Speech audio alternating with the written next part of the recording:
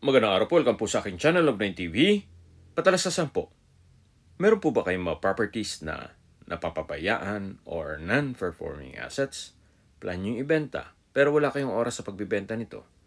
Kung ito'y pagkakatiwala nyo po sa amin, tawag lang po kayo sa aking numero.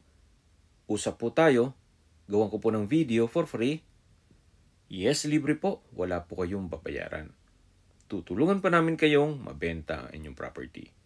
Kami na po bala sa marketing, sa boosting or paid ads. Even sa tripping, hindi na po kayo mapapagod sa pag-entertain ng mga buyers. Kami na po bala sa lahat. Tawag lang po kayo. Nandito po tayo ngayon sa mataas na kahoy, dito sa Batangas, kung saan meron po tayong bagong video presentation, mga subdivided lots na may overlooking view ng Taal Lake at Volcano. Even mountain view ng Tagaytay at Mount Makulot. Ito po yung subdivision plan na kung saan ilan lang po kayong magiging residente dito.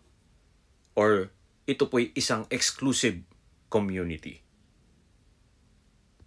At ang kagandahan pa po dito, gagawan po ni owner nitong subdivision ng walkway papunta sa mismong lake. Kaya hindi lang po overlooking view, kundi accessible din mismo ang lake. Yan po yung Taal Volcano. Napaganda po ng tanawin, very relaxing. Ang kagandahan pa po dito, napakatahimik po ng lugar. At syempre, sariwa po ang hangin. Ang minimum cut po dito ay 1,000 square meters. Pero kung gusto nyo 2,000 square meters, pwede naman po. Ang advantage po ng mga ganitong sukat ng lupa ay less maintenance. Especially kung para sa inyong retirement. Kasi po pag ekta-ektarya na, at the end of the day, na mahina na ang tuod natin, hindi nyo naman po maiikot ang inyong lupain. Pero kung malaki naman ang inyong funds, pwede naman po ang mag-land banking. Mas malaki po ang kita pag ekta-ektarya na ang pag-uusapan kesa sa natutulog ang pera nyo sa bangko. Isa po ito sa available na lote, itong napwestohan natin, na napakaganda po ng tanawin. Habang pinagmamasan nyo po ang kagandahan nitong property at ang view ng Taal, summarize ko lang po sa mga nag-skip ng video. Ito pong subdivided lots ay located sa mataas na kahoy. Ito po ay along two-way cemented road at dito po sa loob ay develop na rin. Itong binabaybay natin, concrete road na yan hanggang dun sa baba. May access na rin po dito ng tubig, kuryente at internet provider. Ang minimum cut po dito ay 1,000 square meters. Lahat pong lote ay may overlooking view ng Taal Lake at Volcano. Even Mount Makulot, tanaw din po dito, at ang Tagaytay. Isa po sa maganda dito sa property to, hindi lang po tanaw ninyo yung Taal Lake, kundi ito'y accessible din po. Mula po dyan sa baba, dun sa bahay ng may-ari nitong subdivision, lalagyan po niya ng walkway papunta sa mismong lake. Ang iba po, mga local dito sa mataas na kahoy o sa Batangas, ang tawag nila ay dagat. Kaya napaganda po nitong gawing staycation business o bahay bakasyonan para sa inyong pamilya. Even sa inyong retirement, gawa ng malapit din po ito sa Lipa City. Okay, sa distance, location at travel time portion na po tayo.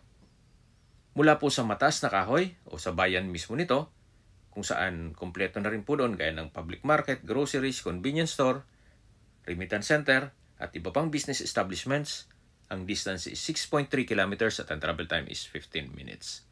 Mula naman po sa Tambo Exit, Star Toll, ang distance is 10 kilometers at ang travel time is 23 minutes. Mula naman po sa Lipa City, kung saan kompleto na rin po doon gaya ng malaking universities gaya ng LaSalle, may mga malls gaya ng Robinsons at SM, May fast food, hotel and restaurants, public market, South Supermarket, banks, remittance center, drugstore, Lipa Medics Hospital at Lipa Doctors Hospital. Ang distance is 12 kilometers at ang travel time is 25 minutes. Yan po yung lagi kong binabanggit sa aking video na dapat nyo i-consider sa paghanap ng property, yung meron pong malapit na hospital. Hindi ko naman po sinasabing sakitin kayo, yan naman po ay for emergency purpose lang naman. At mula naman po sa Manila o sa airport, ang distance is 83 kilometers at ang travel time is 1 hour and 27 minutes.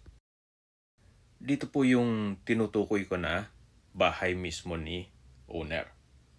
At dito po sa side na to ay gagawa ng walkway papunta naman sa mismong lake o dagat. Okay, sa presyo na po tayo. Binebenta po ito ni owner sa halagang 12,000 pesos per square meter.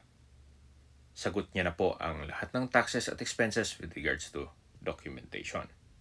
Kung may mga katanungan po kayo, tawag lang po kayo sa aking numero. At sa mga kababayan naman natin nasa ibang bansa, meron po akong Telegram. Sa mga iPhone user man may iMessage. Meron din pong Imo, Skype, Viber at WhatsApp. Same number lang po, 0917-316-3399.